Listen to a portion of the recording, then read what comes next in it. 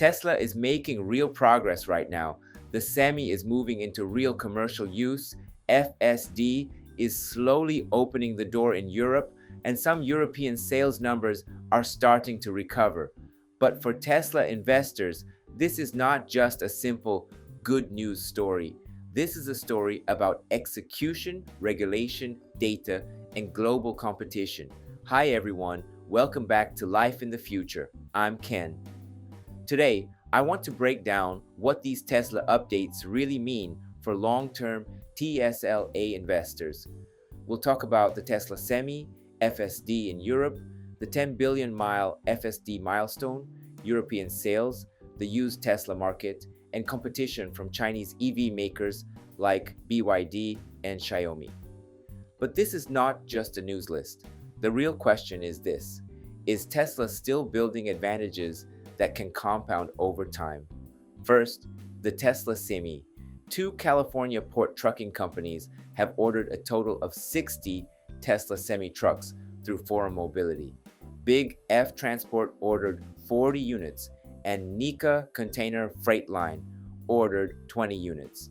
The number itself may not sound huge, but the important point is that this is real commercial demand. Port transportation is one of the best early use cases for electric trucks. Routes are predictable. Trucks return to known locations. Charging infrastructure can be planned more easily. And fleet operators care about cost per mile, uptime, charging speed, maintenance, and reliability. So for investors, this is a practical test. Can Tesla prove that electric transportation works not only for consumers, but also for heavy-duty commercial logistics? I do not think the Semi becomes a huge revenue engine overnight. Infrastructure, production capacity, battery supply, and fleet confidence all matter.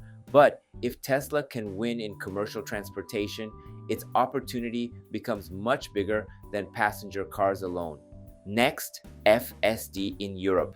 Tesla's FSD Supervised is starting to show movement. The Netherlands has reportedly approved its use, and after approval, Tesla vehicles using FSD reportedly drove around 10 million kilometers in less than 1 month. Belgium is also showing movement toward approval. This is positive news, but we need to be careful. This is not full Robotaxi autonomy. This is supervised FSD. The car may handle more of the driving task, but the driver still needs to monitor the road and remain responsible. If investors hear FSD approved in Europe and immediately think Robotaxi revenue is coming tomorrow, that expectation can become dangerous. My view is different. I see this as the beginning of regulatory normalization.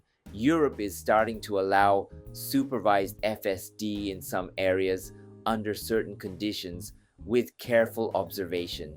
That is not the final destination, but it is a meaningful step. At the same time, regulation will probably be one of Tesla's biggest challenges in Europe. Reports suggest regulators are looking closely at speeding risk, icy road safety, and driver monitoring. From Tesla's point of view, FSD is software, AI, recurring revenue potential, and the foundation for future autonomy. But from the regulator's point of view, this is about public road safety. What happens on frozen roads? What happens if the driver stops paying attention? What happens when the system faces unusual traffic behavior? These are the real questions that decide how fast FSD can expand. So I do not expect FSD in Europe to expand in one straight line. It will probably move country by country, approval by approval, and condition by condition. That may sound slow, but if Tesla can continue to prove safety and reliability, the long-term value could be very large. Another important FSD update is the data milestone. FSD Supervised has reportedly passed 10 billion cumulative miles. That is a huge number. 10 billion miles is about 16 billion kilometers. Roughly speaking, that is enough distance to circle the Earth around 400,000 times. This is one of Tesla's strongest advantages. Tesla has a large real-world fleet. Every time users drive, Tesla can learn from real road situations. That creates a data feedback loop that is very difficult for competitors to copy. But 10 billion miles does not mean full autonomy is solved. The hard part is the edge cases: snow, construction zones, cyclists, pedestrians, sudden lane changes, emergency vehicles, different road rules in different countries. These situations are what separate a helpful driver assistance system from true autonomy. So I see this milestone as a strong foundation. It strengthens the Tesla AI story, but it is not the finish line. Now, European sales. Recently, many people have had the impression that Tesla is struggling in Europe, and in some markets that has been true. But the latest picture appears more mixed. Some countries are showing signs of recovery. France, Denmark, Sweden, and Norway are examples where Tesla seems to be gaining momentum again. That is encouraging, but I would not call this a complete comeback yet. Europe is not one market. It is many markets with different incentives, competitors, consumer preferences, and regulations. So the balanced view is this: Tesla is not finished in Europe, but Tesla has not fully solved Europe either. The Model Y may be helping Tesla recover in some regions, but country by country differences remain important.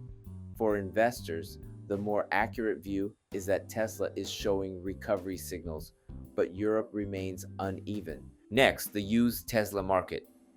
Tesla has added a feature in the app that allows owners to see certificates related to high voltage battery repair or replacement. These certificates can appear in the service history and be downloaded as PDFs. This may sound small compared with FSD or Robotaxi, but for Tesla owners, it could matter a lot. When people buy a used EV, the battery is usually one of the biggest concerns. Has the battery been replaced? Was it repaired? Is there proof? If buyers do not have confidence in the battery, used EV values can suffer. So, this kind of transparency helps both sides. Sellers can show better documentation. Buyers can make more informed decisions. And over time, this may support the used Tesla market and resale confidence. That matters because strong resale value supports brand trust. Finally, competition. Tesla is still a very strong company. It has brand power, loyal owners, the supercharger network, strong software, and one of the most important AI and autonomy narratives in the market. But competition is getting much more serious, especially from Chinese companies. BYD is expanding globally and becoming a real force in overseas markets, and Xiaomi's SU7 shows how fast Chinese tech companies can move when they enter EVs. This is the new reality. The EV market is no longer about simply making electric cars. Now the competition is about price, performance, software, charging, service, brand, manufacturing speed, regulation, and ecosystem. Tesla is strong, but competitors are also getting stronger, so investors should not panic. But they also should not assume Tesla automatically wins every market just because it has won before. The next phase will require execution. So let's bring everything together. The Tesla Semi is showing early commercial traction. FSD is moving forward in Europe, but regulation remains a major gatekeeper. The 10 billion mile milestone strengthens Tesla's data advantage, but autonomy is not finished. European sales are recovering in some markets, but the region is still uneven. Battery certificates could improve trust in the used Tesla market, and competition from BYD, Xiaomi, and other Chinese players is becoming harder to ignore. So today's Tesla story is not simply bullish or bearish. It is a story of progress and pressure at the same time. For long-term investors, the most important question is this: is Tesla still building advantages that can compound over time? In my view, that is the real investment question. Tesla's story is no longer just about selling more cars. It is about software, autonomy, logistics, energy, regulation, and global competition. That complexity creates risk, but it also creates opportunity for investors who can look beyond the daily noise. That's it for today. If you found this analysis helpful, please hit the like button and subscribe to Life in the Future. I cover Tesla, AI, EVs, and the future of investing from a long-term perspective. Thanks for watching, and I'll see you in the next one. Before we wrap up, let me take a moment to introduce myself. I drive a Tesla Model Y, and at home, I've installed a Tesla Powerwall, so I actually charge my car with solar energy. I truly believe Tesla is shaping the future, and that's why I share the latest news and insights here on this channel. I'm from Japan, but I want to connect with Tesla fans all around the world. That's why I also create an English version of my videos. YouTube now lets you switch the audio into your own language, so you can enjoy it in whatever language you prefer. Most of all, I'd love to connect with Tesla fans everywhere so we can support Tesla together. I also share updates on X, so feel free to follow me there and let's connect. And if you haven't already, please subscribe to this channel. I'd really appreciate it. Thanks for watching, and I'll see you in the next video.